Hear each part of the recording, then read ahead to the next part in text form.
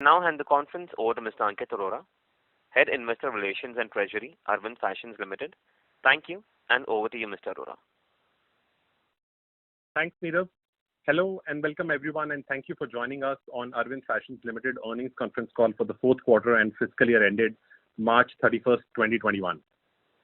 I am joined here today by Kulin Lalbhai, Non-Executive Director, Shailesh Chaturvedi, Managing Director and CEO, and Pramod Gupta, Chief Financial Officer of Arvind Fashions Limited. Please note that results, press release and earnings presentation had been mailed across to you earlier, and these shall also be available on our website www.arvindfashions.com. I hope you had the opportunity to browse through the highlights of the performance. We'll commence the call today with Kulin providing his key thoughts about strategy and financial performance for the fourth quarter and fiscal year ended 31st March 2021. He shall be followed by Shailesh, who will share his thoughts and key priorities for us moving forward. At the end of management discussion, we'll have a Q&A session. Before we start, I would like to remind you that some of the statements made or discussed on this call may be forward-looking in nature and must be viewed in conjunction with risks and uncertainties we face. A detailed statement of these risks is available in this quarter's earnings presentation. The company does not undertake to update these forward-looking statements publicly. With that said, I would now turn the call over to Kulin to share his views. Thank you, and over to you. Thanks, Ankit. A very good evening to you all. Thank you for joining us for our Q4 results. We as a country seem to be coming out of the worst of the second COVID wave. But as all of us would agree, the last 2 months, especially May, have been exceptionally difficult. And we have been doing all that we can to protect the health of our employees and support them through the COVID emergency. We have tried our best to provide wholehearted support to our team in this fight against COVID, including tying up with medical institutions, enhanced financial assistance and insurance covers, tying up with hotels to provide facilities for our employees to self-quarantine, and taking special care of front-end retail employees with appropriate SOPs on working during the pandemic. Coming to the business performance, the strong momentum gathered in quarter 3 continued into quarter 4 as well. The business was able to post year-on-year growth of 14% comparable quarter last year.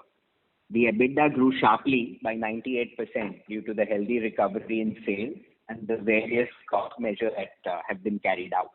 This quarter witnessed a strong sales recovery channel of 100% with a marginal growth in like-for-like sales as well. The online channel continued on a rapid growth trajectory with a 390% growth over last year. We remained cautious on our wholesale channel due to the COVID uncertainties and achieved 60% of our pre-COVID level billing. This decision will ensure that the inventory levels in the channel are healthy as we come out of the second COVID wave. Let me share some segment level highlights. Our power brand portfolio performed very well. US Polo achieved high growth of 5% and a very healthy mid-double-digit EBITDA for the quarter. The 2 new category extensions of innerwear and footwear saw quarter-on-quarter growth of 30% and 102% respectively. Both categories are emerging as winners. Tommy and CK both grew revenues in excess of 25% in quarter 4 with a double-digit like-for-like growth in sales, as well as more than 100% growth in online revenue in the quarter. FM continued its rapid online growth by doubling the online business on a large base. While Power Brand saw a strong improvement in profitability versus the quarter 4 of last year, the margins were impacted by lower wholesale billing, a slower recovery in the department store channel, and the COVID impact in the second half of March. With the increased investments behind the Power Brands, an improvement in the cost structure and a healthy inventory position, we are confident of reaching pre-Ind AS double-digit profitability in the Power Brand portfolio as soon as the business normalcy returns. Quarter 4 is a historically weak quarter for our specialty retail business. However, with the cost corrections and the business model improvements in Unlimited, the quarterly EBITDA loss was 80% lower as compared to pre-COVID levels. Sephora had a very strong quarter with our retail sales recovering to 114% levels and our online sales contributing to greater than 10% of the revenue. One of the areas that did not go as per our expectations was the wind down of businesses that we are exiting. We have seen higher exit costs on both inventory and store closure and a delay in the Gap exit, leading to higher operational losses. While all the brands other than Gap will cease to impact the numbers in FY22, the Gap resolution should be completed in the H1 of the current fiscal. Over the years, the company has made big investments on the digital side. This includes our proprietary in-house omni-channel tech stack, deep talent and expertise in managing a direct-to-consumer digital business, and a product offering that has been specifically made for the online channel. These efforts have helped us achieve digital revenues of 700 crores, which accounted for more than 30% of our total revenues in FY21. While the percentage contribution of online revenues will come down once the offline business fully recovers, we expect a large growth in absolute revenues in this channel in the years to come. Our direct-to-consumer part of digital, which includes Now.com and our marketplace model, grew 3.5 times and now comprises of 35% of the total online business. Over time, we see the share of the direct-to-consumer business to grow, which is strategically important as the DTC business allows a full control over the brand experience online. We have fully integrated our retail network with Now.com and the third-party marketplaces. A substantial part of our offline revenues were contributed by online fulfillment, and we see this share growing over time. These omni-channel linkages will help us increase store productivity and also improve sell-throughs and inventory turns. The improvement in working capital continued with a reduction of 67 crores in gross working capital compared to December 20.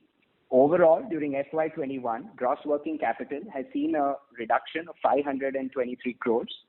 As we enter FY22 with a much lower level of inventory, the fresh inwards will significantly enhance our freshness and support business growth and better productivity. The sharp reduction of gross working capital and the large infusion of equity have allowed us to reduce our net debt by 300 crores during the year. The net debt at the end of FY21 stands at 943 crores. FY21 was one of the most difficult years in the company's history. However, in spite of many challenges, we have been able to carry out many strategic resets, which have made us stronger. From a low point of Q1, when revenues fell to 12%, the business was able to quickly recover to 114% by Q4. The strong digital pivot saw the digital business moving from 14% of FY20 sales to more than 30% of FY21 sales, and ensured that our brands remained top of mind to our customers even when they could not shop in stores. We substantially cut down on inventory and brought it down by around 400 crores. Having completed this one-time correction, we have put in place the processes and systems to ensure that working capital turns will substantially improve in the years to come. While the business saw very large cash losses in H1 of FY21, the company raised a total of 860 crores of equity so that we were able to bring down net debt at 300 crores in addition to funding the large levels of COVID-led losses. In response to COVID, we reduced our overall cost by 540 crores, which is a 40% reduction on the total cost base. We expect a more than 100 crore of structural fixed cost reduction, which will benefit the business in the years to come. With the portfolio rationalization and the strong focus on 6 high conviction brands, once the COVID second wave abates, we expect the bottom line to significantly improve due to the exit of loss-making brands and operating leverage kicking in the power brands. I would like to now hand it over to Shailesh Chaturvedi to talk about the current COVID-related challenges and how he sees the opportunity moving forward. Thanks, Kulin. Good afternoon, everyone. This is Shailesh Chaturvedi here. I hope you are all safe and healthy in these COVID wave 2 times. Clearly, our main focus currently in this round of second wave is safety of our employees and towards vaccination of our team. So 3 days back, we had our first on-site vaccination camp at our Bangalore office, where nearly slightly more than 800 colleagues and even our business associates here and the partners and vendors got vaccinated. And we are now trying to conduct more camps across India. We are also in touch with malls and the department stores to prioritize vaccination of front-end staff, which is going to be very key as we revive the business. The current wave started impacting the business from the second half of March. While most stores operated in the first half of April, the western region, Maharashtra, began shutting down somewhere around mid-April. And by the end of April, most of the network was shut down. Month of May has been it has seen the severest impact, with almost the entire offline channel being in a lockdown and even online deliveries being barred in large parts of the country. The first week of June has seen many states unlocking, with high street stores opening up with limited timing, currently this constraint. We expect a gradual opening up of the network over the next 4 to 5 weeks. We hope that with the acceleration of vaccination programs, consumers' sentiments should improve steadily. And one area which has been really strong in all this compared to the last COVID wave has been the online channel, as Kulin explained earlier in this call. We saw good pickup in online deliveries in May month also. With uncertainty regarding the pace of the recovery, we have proactively taken required steps to cut costs and balance our inventory in this COVID wave 2. With the first round of unlock being seen in June month, I'm really excited about the opportunities before us. Our 6 high conviction brands are leaders in their respective segments, and we have clear plans on how to scale them up profitably, and we are busy building our capabilities to execute our plans smartly. One good thing about our portfolio is that they have that right work from home appeal, and even in the COVID times when the recovery happens, our brands bounce back very strongly the way we saw in the H2 of last year. US Polo is our largest and the most profitable brand. The key focus for us in US Polo is to scale up the offline network also, including in smaller tier towns. Strengthen our new categories like winter wear, kids wear, innerwear, footwear, and further cement US Polo's position as a leading brand in the both online as well as offline channel. I've been working nearly 15 years with Tommy Hilfiger, and in this JV of Tommy and CK, I've seen how strong these global power brands are in India. In H2 last year, both brands Tommy and CK doubled their EBITDA. We will continue to strengthen their leadership aggressively with growth in online channel, accessorization of product categories in both the brands, and will increase the local production to improve margins in these businesses. We are also very, very excited to scale up Flying Machine plans as the online first youth focused brand with introduction of new categories in the online channel such as women's wear, sportswear, and accessories in our partnership with Flipkart Group. In addition to online push, we are also rapidly scaling Flying Machine into smaller towns through its unique model called FMX. It's a model meant for small towns. This move into small town India is likely to open a very large market for Flying Machine. Arrow has been going through a full re-energizing with a new brand ambassador, Hrithik Roshan. It has a completely revamped product offering, especially on the smart casual and the youth segment, right for work from home environment. Arrow has a new store identity and has a full cleanup on the inventory. Market is hungry for Arrow. With the new season launch in Autumn Winter 21, we are confident of significant improvement in scale, sale and productivity at Arrow, and we hope to achieve a positive EBITDA in the second half of FY22. Sephora is continuing to see very strong offline recovery with many exciting new brand launches which are unique to Sephora and improvements we are making in our customer shopping experience. We expect a strong improvement in store productivity once the market normalizes. Our online business is also gaining momentum in Sephora, and we hope to significantly ramp up our online offering in the quarters to come. The planned journey in the Unlimited business on cost rationalization and on inventory optimization has been carried out fully, resulting in a much sharper cost structure and much lower inventory levels. This has ensured that losses are contained, and we are much closer to achieve a break-even in this business as well. The key priorities for us in the current financial year include: 1. significant expansion of our retail network by opening 150 plus stores throughout the country through the franchisee route. Second, digital scale up powered by category and brand extension, marketplace and now.com ramp up, and further omni-channel linkages and strong relationship with the online portals. Third, strong control on inventory, which will allow us to significantly scale up revenues with minimal increase in working capital. Fourth, rapid growth in new categories like innerwear, footwear, and kidswear. Fifth, strong push in sell-throughs and productivity in the retail channel through better buying, better planning, and visual merchandising. And finally, 6th point, continued focus on cost management, so much required in these times. We are also strengthening some of our key capabilities in the team so that we can better execute our strategic plans. We are building a centralized sales function for the first time to get economies of scale across our brands, and we have hired a new chief revenue officer who has joined us recently. This common sales structure will allow us to improve our market coverage and also give us efficiencies. We are also parallelly strengthening our supply chain function, which we want to transform, and have hired a new supply chain head with a mandate to improve inventory velocity across the entire system and thereby improve tons, which are very important. We have also brought in many senior industry leaders in the last 3 months across our brands who have deep expertise in our domain, our industry domain, so that we can work towards energizing each of our 6 high conviction bets towards a strategy of profitable growth. We have bold plans, friends, and I feel confident that with our strong, uniquely strong portfolio of brands and a very capable and energized team, we will be able to steer Arvind Fashion Limited towards a very exciting future. Thank you.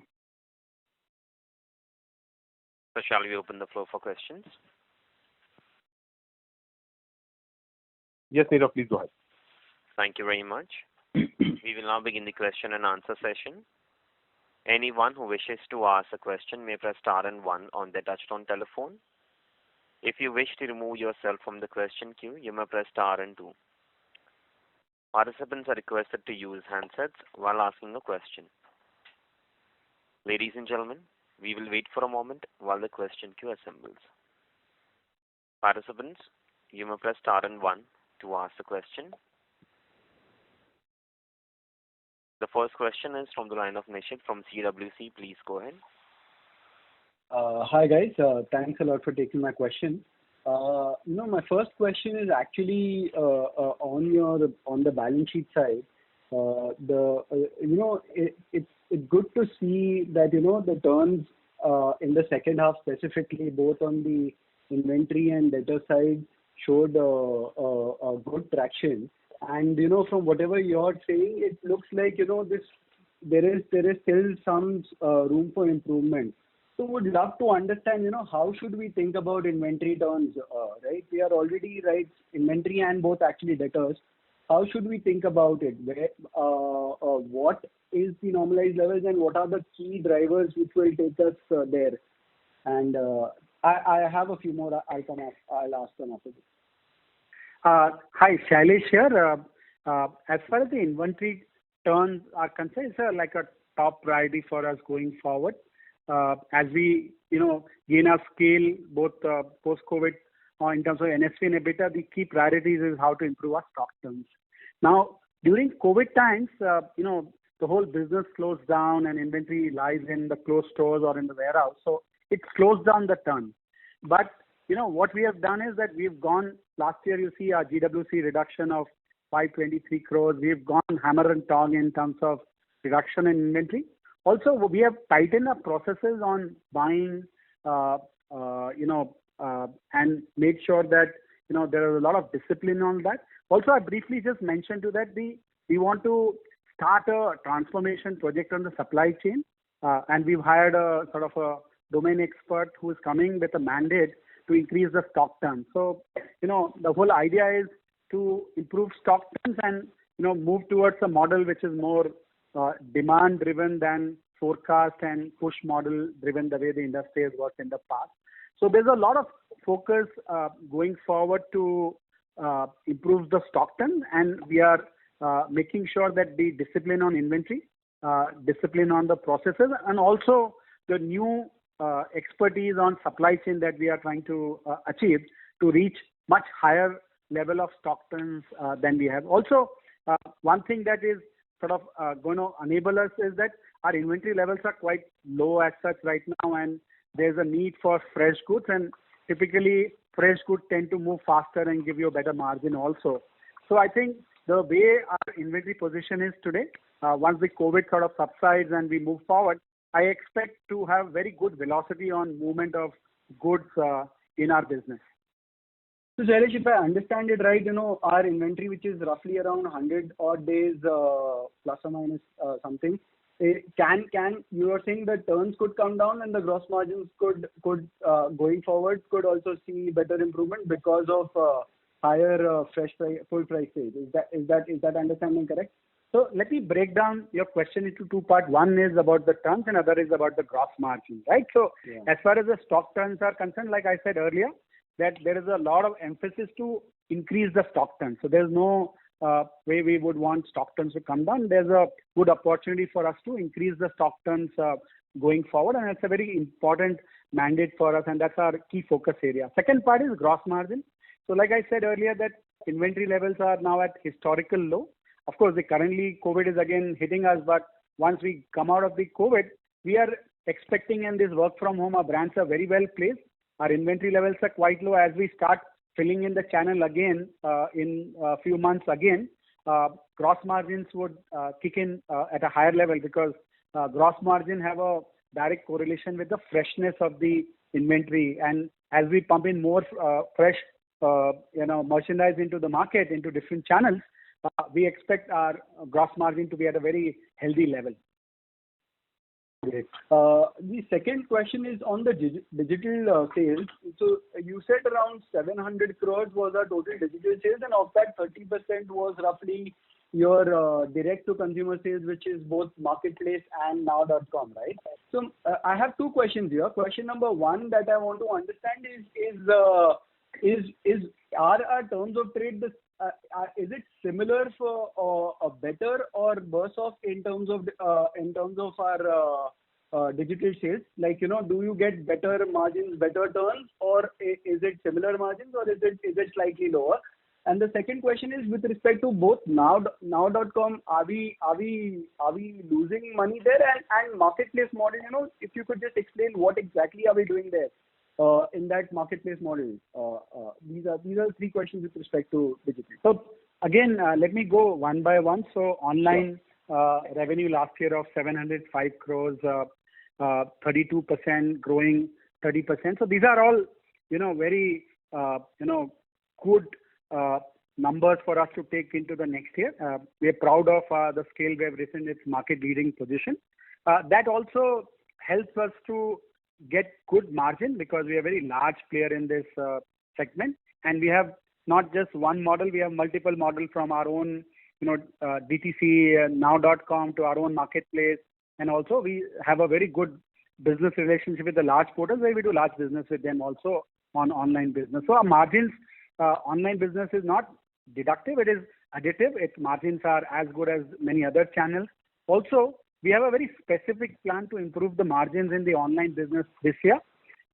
What happens typically is that we tend to bring in old goods and sell it to them at a certain margin in the online play. But the focus now is shifting to what is known as SMU. These are specially made merchandise units which are like online for online. So what happens is that we use the consumer analytics of the online players, including our own now.com, and we design special SMU products which are right for this online world at full price, not a discount business. So we use the consumer insights of the online world, and we use our own brand and the product design strength to, it's like a good marriage between the two. So it comes out as a SMU where our margins are very good. And this year, the biggest focus is SMU drive. So this is a full price business where very decent, healthy margins for us, and we want to push that business. Our brands are very strong, have a right appeal in the post-COVID world, and we want to use this appeal in the online world to further improve our margin, which are anyway healthy, but they can go up further through this drive of SMU line that we are talking about. The next question, I think you discussed now. And the turns. Sorry, Shailesh, sorry to interrupt, but turns on the online business, are they similar or better, or are they slightly worse? Online turns are very good. For example, what I just mentioned, SMU, it's made to order, immediately we ship out, get our money in, so extremely fast turns. Also, we have unique manufacturing processes like flexi production, where we can do small runs on a very flexible manufacturing where there's no inventory, immediately low depth goods get shipped out to the portals or sold through now.com. So it's a very fast turn business. So overall, online is a faster turn than average. So it's a better from a cash conversion and the stock turn basis. Online is a very fast business. Coming to now has reached a good scale.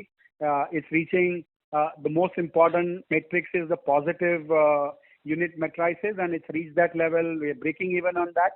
Still remains a area of investment for us. We will continue to invest behind the whole experience of now, and we will support it through more and more differentiated merchandise as we go along. So now is that story. And the last question I think you asked was on the marketplaces. So we have built large capabilities in last 1 year. COVID hastened and sort of made us do it even faster. So we have built large number of warehouses which are fully equipped to do B2C billing, and we have 5 odd warehouses right now, and we are looking at further strengthening that capability so that we can service marketplace orders closer to the demand, faster, probably at a lower logistics cost. So marketplace is a business which has really grown significantly. We do, as you rightly pointed out, 35% from BTC, but that percentage is going to increase as we go along. And it's very important because it gives us a chance to influence the consumer experience online world in a very direct way. And that remains our focus going forward. Thanks a lot. And just last question from my side, this 400 crore enabling resolution, can you just throw some more light on that as to, how are we thinking about it? Because, at these prices to dilute any further will be like really very painful for investors like us. Yeah, let me take that question. It's Kulin here. See, we have gone ahead and done an enabling resolution, and we intend to have this as a rotating enabling resolution, which we are going to do every year. We believe that in any uncertain environment like the one we live in, having a resolution in place is a good idea. As before, we have always maintained that we will be proactive in ensuring that the business never has any want of capital. But at the same time, I'd also like to share that as of now, there is no immediate fundraise plan in front of the board. But we felt that just looking at the uncertainties that we are facing with COVID wave, it is important to have the flexibility and have the resolution in place. Sure, thank you. Thank you very much. The next question is from the line of Sagar Parekh from One Up Financial Solutions. Go ahead. Yeah, good evening, sir, and congratulations on decent performance. So firstly, on how should we look at the debt for FY22 net debt figure? So I believe we are at about 920 odd level for March 2021. And secondly, if I look at your FY21 cash flow, your interest cost is about 249 crores that we have paid during FY21. If I even average out the total debt of for the year FY21, it would be approximately about 1,000 to 1,100 crores on an average. So I'm not able to reconcile. So basically, are we saying that the interest cost for the year was at 25%? Pramod, do you want to? Yeah. So this 225 crore of interest cost includes Ind AS 116 interest on the lease liabilities. So that No, is the cash flow, I'm just looking at the cash flow statement, which says the interest cost is about 249 crores. Yeah. So that interest cost let's break down the interest cost between two components. Okay. One is the interest on borrowings, and then the other one is the interest on the lease liabilities, which is under Ind AS, that long-term leases are capitalized, etc. So you back out 72 crore out of the 225 crore. That leaves us with 153 crore. That 153 crore, while our year-end, borrowings are, 900, a little over 900 crore. We started the year with much larger borrowing, and before the fundraise in the month of July, the borrowing unfortunately went up further. And also during the first quarter, during COVID period, in order to bring in, certain amount of liquidity and keep the operations going, we also had to incur certain higher interest costs. So therefore, one is to look at the year-end level, and other is to look at the year beginning and the build-up of the borrowing that happened, before the fundraise happened, and our debt levels could come down. Sure. So actual cash interest cost is about 150 odd crores, as you're saying, right? 153.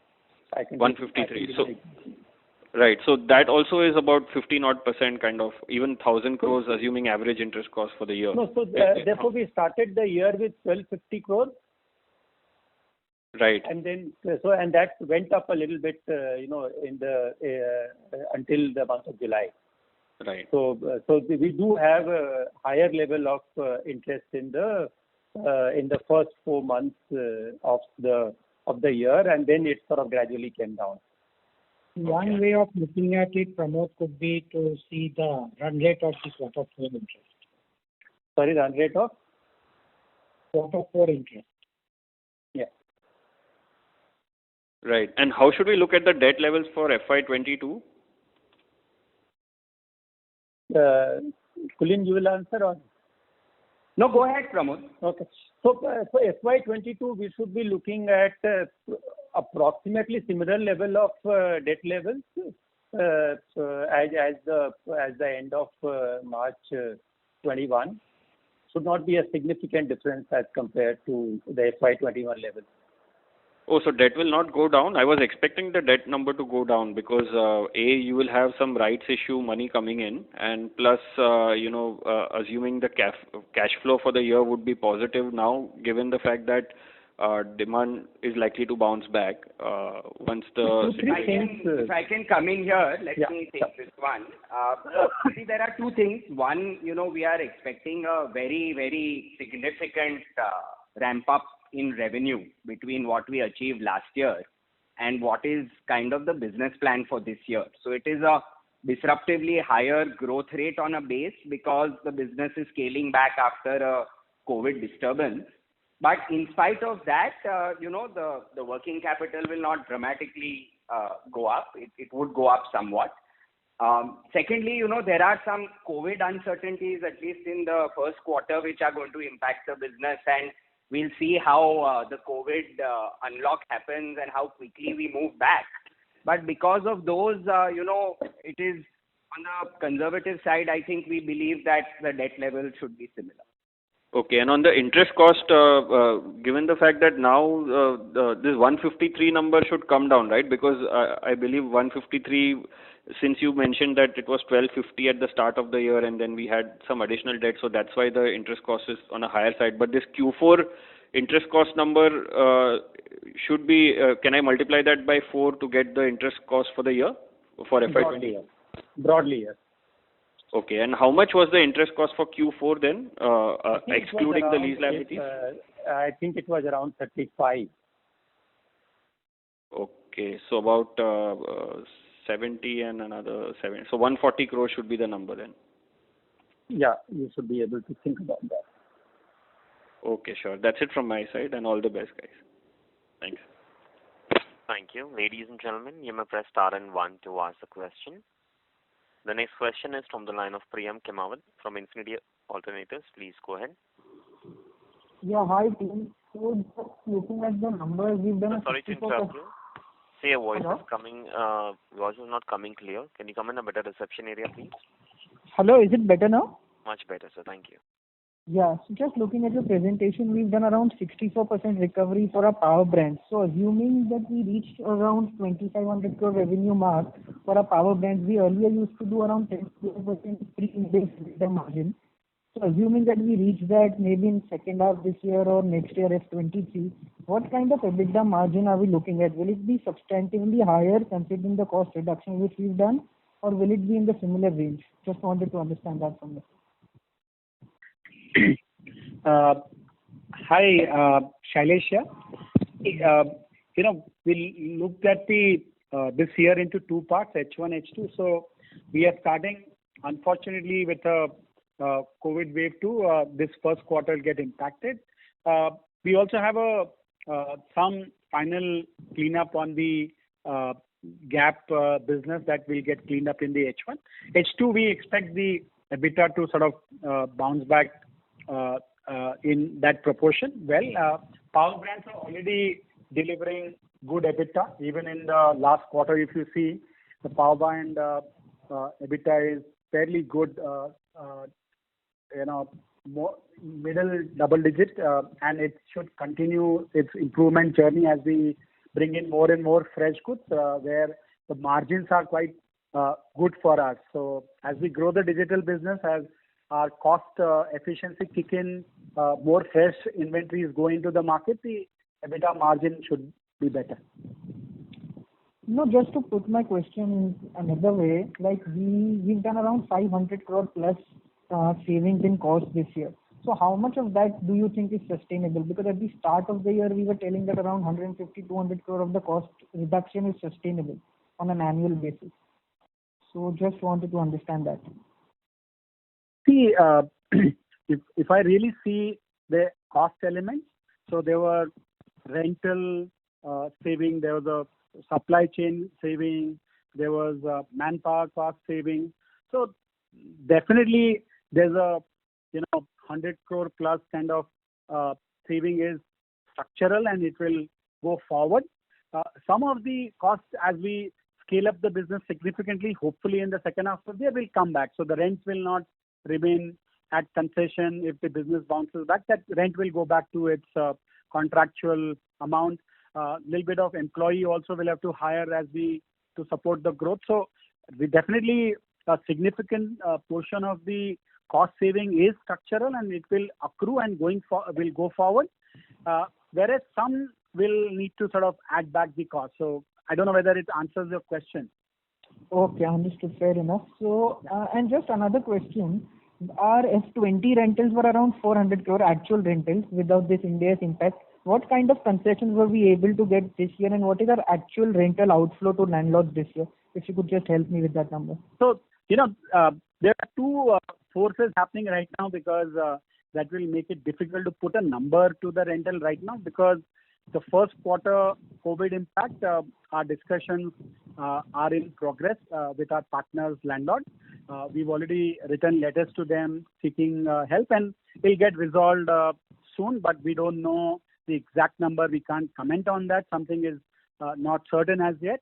Second part is also that there is a plan for growing the business to the franchisee network. So there is a possibility that we will convert some own stores to franchisee stores, and as we ramp up the business forward. So I'm unable to put a number to the rental for this year as yes, sorry sir, that is understood for F22. I was just trying to understand from F20 to F21, which is the last year which we've done. F21, what was our actual rental outgo? Okay. I don't have that. Pramod, would you have that? Can you? We'll take back this question and come back to you. Ankit will come back to you with the number. Okay, thanks. Ankit, that's fine, right? Yes. Priyam, I'll come back to you on this. Sure, Ankit. I'll get back. Okay. All right. Thank you. The next question is from the line of Dhruv Shah from Ambika FinCap. Please go ahead. Yeah, hi team. Congratulations on a decent Q4 performance. I just have two broad questions on two of your brands. One is Sephora. How do you plan to ramp up now? Because seeing your competitor doing really good growth, what are your plans in Sephora going ahead? Sephora is a brand which is really known for its shopping experience. And we saw in the month of January and February this year, Sephora recovered the past year business the fastest. So there is a very strong consumer pull for this brand, and we expect that the post-COVID Sephora will continue to grow rapidly. We are, upgrading the shopping experience even further. They are very good already, and Sephora is a leading brand in most malls. So we want to up the game further.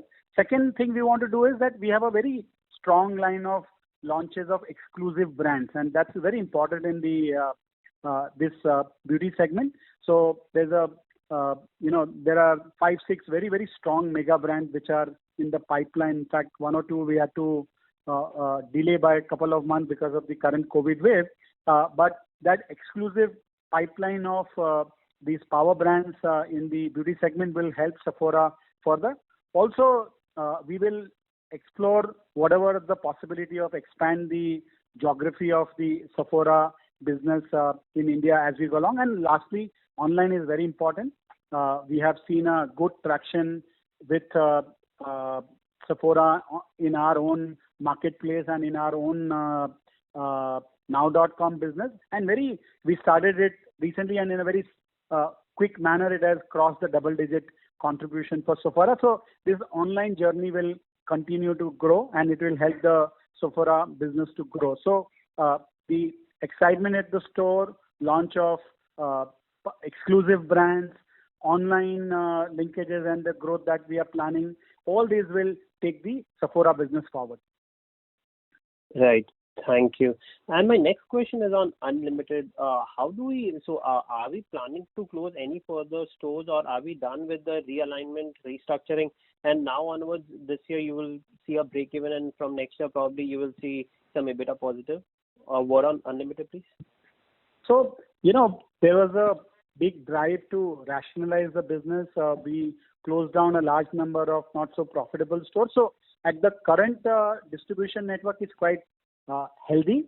Unfortunately, currently COVID is impacting in the pure retail with online linkages.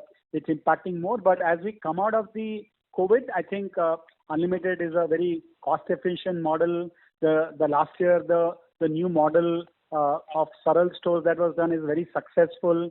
Also, Unlimited has built its private brand expertise further, and also it's built its online and the omni capability further in the last 6 months. So Unlimited is in a very healthy and efficient way. That's why you'll see in the last quarter also losses were 1/3 of the same quarter last time. So it's a fairly efficient stage in the times when normalcy returns, and we expect the Unlimited to be sort of close to break even in the normal times. Currently, COVID is impacting most businesses, but as we talk about normal times, Unlimited has reached a fairly good degree of efficiency. So let me put it across like that, Shailesh, that when Kulin says that there is a ramp up, so whatever ramp up you're saying, is Unlimited a part of that, or you just have focus on 6 brands and Unlimited is not part of your ramping up plan? So what we do is that we do one step at a time. In Unlimited, our focus was to restructure the cost base so that we don't lose money and it reaches its break even. And I must say that Unlimited, the new team did a great job of very rapidly bringing the cost efficiencies, cutting down store, getting the Saral model, getting the capabilities on online, omni, new tabletops, the new pricing method. So they've done a good job of that messaging. We just want to continue for few more quarters in that phase where we want to make sure, also COVID is not helping right now, but we want to be 100% sure that these efficiencies that we have already got and we saw in the Q4 much sharply reduced losses, it stays, and we want that to see that these are sustainable, and then we will figure out our next stage of the Unlimited business. Right. Thank you so much, and all the best for the future. Thank you, guys. Thank you. Thank you very much. Ladies and gentlemen, you may press star and 1 to ask a question. The next question is from the line of Chetan Phalke from Alpha Invesco Research. Please go ahead. Yeah. Thank you for the opportunity. Sir, I'll just continue with the last question. I think out of total capital employed, close to 400 crores is in our Unlimited business. So how do we, ensure that we get to a reasonably okay capital employed, return on capital employed going forward over there? Can you just elaborate how we can get there, because we haven't been there in last 3-4 years per se. I just want to reconfirm the capital employed number, and our CFO Pramod can just comment on that, then I'll take the answer forward. I think capital employed should actually be much lower. I would separately like to understand from you as to how the 400 crore number has been arrived at. Because if you go to look at the inventory, and the inventory includes a fair amount of partner brands, which are like, we account for them as inventory in our books, but there are corresponding creditors and we have to pay only on the basis of the secondary sales. So therefore, you might be looking at only, the gross and not the net. Let me just add to what Pramod is saying. In my view, the capital employed is a much lower number. Okay. Is it less than? Anyway, let's come to the question. Any ballpark number that I can? We can separately reconcile the number, but it will be significantly lower than 400. Okay. Got it. Yeah. Sir, do you have any follow-up question? Yeah. So, I mean, how do we, what is the roadmap going forward for Unlimited? I mean, recently there were some news reports that we might just find a buyer for this division and it might be disposed of to someone. Is there anything like that on cards, or are we looking to turn around the business on our own and go to a 20-odd% kind of a return on this business? Yeah, let me come in here. This is Kulin here. I think what we have clearly maintained is that as far as we are concerned, we want to invest our capital behind the 6 brands. Our Unlimited business, we wanted to get to a milestone of achieving 15% store profitability. And side by side, as Shailesh mentioned, it is becoming quite a large profitable online business. Having achieved these 2 milestones, on the first milestone, I think we are still perhaps 6 months away. Second milestone of scaling up digital through the private label online route is going quite well. But once we have achieved these milestones, the idea should be how do we create long-term value, and we are not looking to put capital employed behind growth in this business. So we are looking at all the different ways in which we can ensure that the platform which we have created, which is now a good, large, reasonably scaled and omni-channel platform, how we can realize the right value and the next steps in terms of unlocking something out of this. So we don't have a specific update we can share at the moment, except to say that we have made the business we have brought it to a level which is healthy. We'll continue to improve its profitability and scale it online with the existing network. And we'll parallelly look at ways in which we can solve the issue around not putting capital behind it to scale it up ourselves. Right. Yeah. So, one more question. I mean, our inventory correction in Arrow is fully complete now, and can we see fresh inventory spillovers given that our retail side is closed since last couple of months?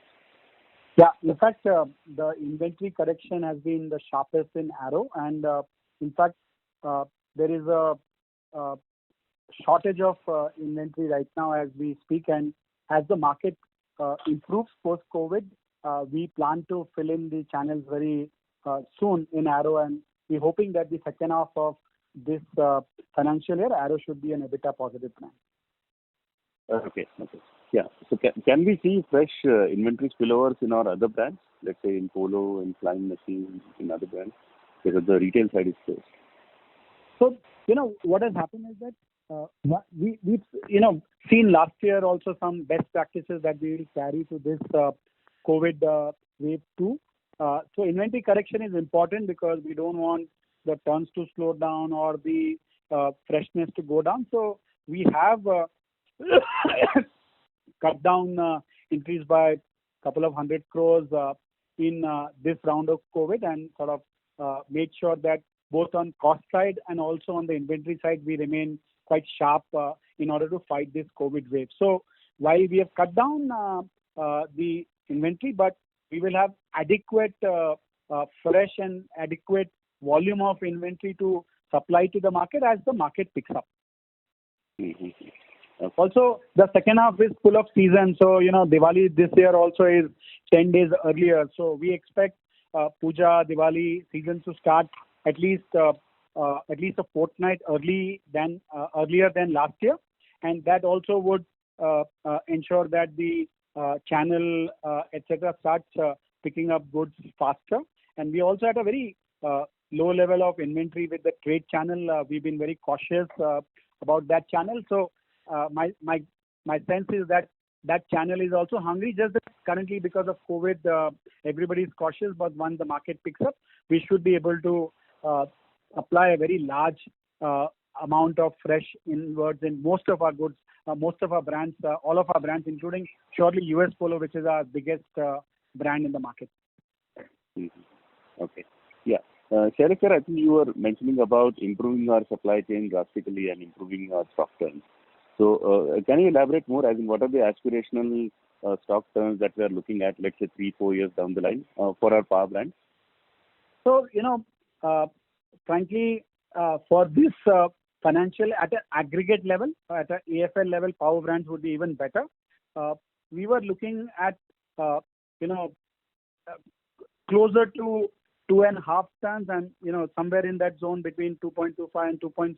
And that's our first journey, which should be able to achieve that tons. And then the journey is to take that number even higher. So the process is starting as we speak today. We have made huge progress in terms of inventory reduction, buying control, new discipline on our processes, sell-through rigor in the company. And with the new project that I mentioned, that there is a whole mandate to push the stock turn agenda forward. And I'm sure our power brands will even excel the numbers that I just sort of gave a hint about. Mm-hmm.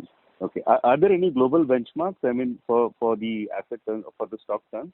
I mean, or Indian market is vastly different than the other markets, so we can't really get there. Any comments on that side? Yeah, I mean, we have we know the best practices in this industry, but I think the way we should look at it is that we have our own reality and we want to improve on that reality, and we want to do it fast. So our game is what we did last year and how do we improve it rapidly going forward. If I can just come in here, Shailesh, to add, one thing that is happening in this business is that, the earlier benchmarks around excellence have been built more around the velocities and turns of largely a physical business. And the reality of the world is that we are moving more and more to a digital-centric business. And as Shailesh was explaining earlier, digital is no longer the factory outlet of the physical. We are actually creating both an offering and a supply chain separately for the online channel. And this supply chain can be very, very real time, because unlike offline, where products are spread across a lot of retail stores and there is a certain speed at which product can move from the production hub to the warehouse to the store, in digital, it is very, very disruptive. So I think the old benchmark should not be taken. I think as we build more and more of a high velocity digital centric model, we should keep pushing the paradigm on how inventory turns can keep going up. And I think the omni world will change some of the older paradigms. Okay. Yeah. I give you one example to just take forward from Kulin what he said. Look at the omni linkages, right? A lot of our stores, including in power brands, are linked with the online world, and there is a large percentage of growth in the store channel is coming from the omni fulfillment. So that's another disruptive way of increasing your sell-through and the stock movement in the physical store through the omni linkages, and that it's a completely a new sort of linkage and capability in our industry, and it will all help us to increase the sell-through and the momentum of our product. Mm-hmm. Yeah. Got it. Thanks, Shailesh. Just one last question for Kulin, if I can put that forward. Please go ahead. Yeah. So which brands, apart from Gap, wherein we are facing exit issues, and what kind of capital employed will get free once we exit all these brands? Yeah, so, we exited quite a few brands over the time, right from Nautica, Gant, we had some online focused private labels that we had built earlier, Rough and Tough, Newport. These were all the brands we exited, and we had broadly indicated that this discontinued brands would release a little over 150 crores of capital employed.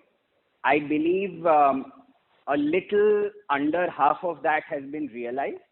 Whatever is left is largely in Gap, which, as we mentioned earlier, in H1 of this year, we should have a resolution on that as well. Okay. And Kulin, with respect to Sephora, what kind of sales we can achieve, let's say in 5 years, and how is the industry positioned? How are we placed compared to Nykaa? Because I think Nykaa is also coming up with IPO. Can you just give us a brief on how the industry is placed going forward? Sure. See, one thing that I'd like to share is that Sephora is a prestige business. The average ASPs are north of 2,000 rupees, so it's in a sense a little bit of a more premium luxury format. So there is some correlation between the price points and the kind of distribution and scale that can be achieved. I don't mean to say that the opportunity is not exciting. In fact, it's very exciting because today we have seen that wherever we place Sephora, it has the highest productivity in any mall of any concept. So the sweet spot of that premium customer, that prestige customer, that fit is perfect with Sephora. I think whilst India will be today able to possibly absorb, somewhere in the single digit, mid to high single digit number of stores every year, because, this format goes to the slightly more affluent malls and the premium locations. I personally feel that as the per capita income goes up over the years, I think the number of stores India will be able to support will keep significantly going up. It's a little difficult to predict the curve there, but it's very clear that, the number of cities that can support the Sephora price points will keep growing, and there is premium malls coming in. So that's the answer on the offline side. I think the disruptive opportunity is on the online side. And, in the past, our online offering was first a function of the size of stores which we had. What we have done since the last year is to, again, like we have done in apparel, look at online for online. And what that means is we can definitely enhance the offering in digital. The price points obviously cannot go to a mass pricing because that is not Sephora. But there are so many exciting global brands that Sephora has, exclusive brands, which have not yet come in India. So over the next 18 months, we have a very exciting calendar, and broadly the offering is going to double. So in online, a lot of the sales scale up is directly proportional to how the offering goes up. And beyond that, of course, we will be investing more in customer acquisition, more cosmetics-based feature sets. Sephora is very strong in its global management on digital. We are working with them to bring a lot of those best practices and knowledge to India. So I think today it's very difficult to plot out exactly how the hockey stick of digital will go. But I think we will be focused enough that we really expand and scale up the digital, and the offline will be a function of the mall supply that comes in India. Both put together, I don't see a world where Sephora will not become a large force to reckon with, for the simple reason that the beauty of Sephora is that 60% of the offering is exclusive. It's unique between Sephora private label and all of these exciting brands. And because it's globally a 15 billion euro format, it creates some of the coolest cosmetic brands in the world. So that engine of new brands which will keep coming in, will come into India through Sephora. So I think structurally, opportunity very exciting, and we are doing what it takes to start amping up, the digital opportunity, but within the price points and the ASPs that Sephora stands for. You cannot suddenly become 1/4 the price, because that is not Sephora. Mm-hmm. Right. So are we launching a separate website or a separate app for Sephora? Because I think from what I understand at this point of time, we don't have a separate app to do it.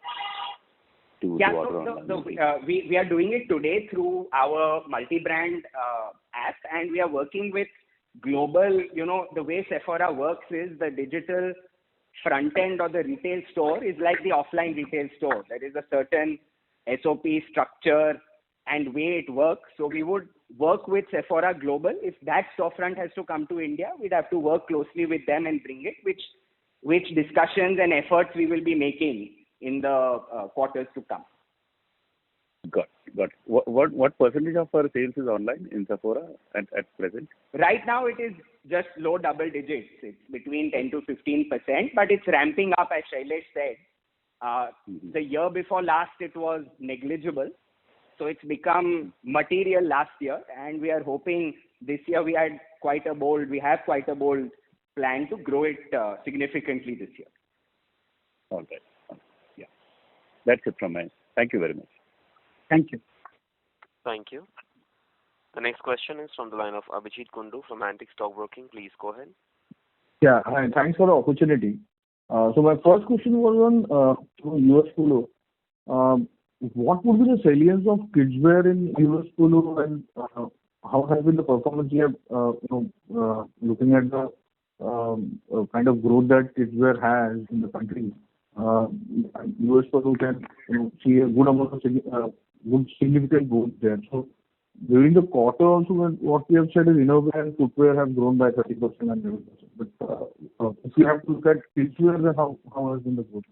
And what is the way ahead for US Polo? See, in our two brands, mainly USPA and another more premium brand, Tommy Hilfiger, we have a very well developed kids line, and both do fairly good contribution to the business. As far as US Polo is concerned, it's already a leading player in the kids business in all the kids focused shops, and it accounts for a fairly close to double digit number in our own stores also. We do large business of boys line in US Polo. There's opportunity to grow the girls line of business in US Polo. So we have plans, and in fact in the starting comments I had said that we want to grow the adjacent categories, and I had also mentioned kids wear. It's definitely a focus area for us, because we see a power of US Polo, and the brand pull it has for even kids lines. It's very strong, and we have very strong demand coming from our partners for the children's wear. So you will see increasing energy. You will see little more action in children's wear from our side in times to come. Okay. And so how has been the performance during the year? I mean, during FY21, how has been the performance of kids wear within US Polo? Actually, there are different phases of the children's wear demand. So when the unlock was happening last year in August, September is when the final unlock 4 happened. At that point of time, we saw the kids wear business had come out fast, because kids grow in size and they change size faster. So among the lockdown, we saw both online and offline first few segment that picked up along with the open footwear was children's wear, and we did very good business in that phase. And after that, it has stabilized to the normal level of business. But as we grow US Polo further in online and further in smaller tier towns in India, we see children's wear will be a key part of that strategy. Okay. And my second question was on, you have seen very significant growth in online revenues, digital sales. But apart from the partner sites, the sales which are happening on your own website, there is one issue that normally comes up with the return ratio. So which typically retailers are trying to mitigate the impact through omni-channel. So how are you planning to manage that? I mean, just trying to understand the overall system. As far as the return of stock in the online channel is concerned, so we see now.com has a process on return mechanism, and I don't have offhand all the details with me, but I am aware that the percentage of return that we were getting from now.com has significantly reduced in the last 3 months. So our efforts have been to make sure that return is managed well, and maybe I think Kulin can throw a little more light on that question of the return management on the now.com. Kulin, can you?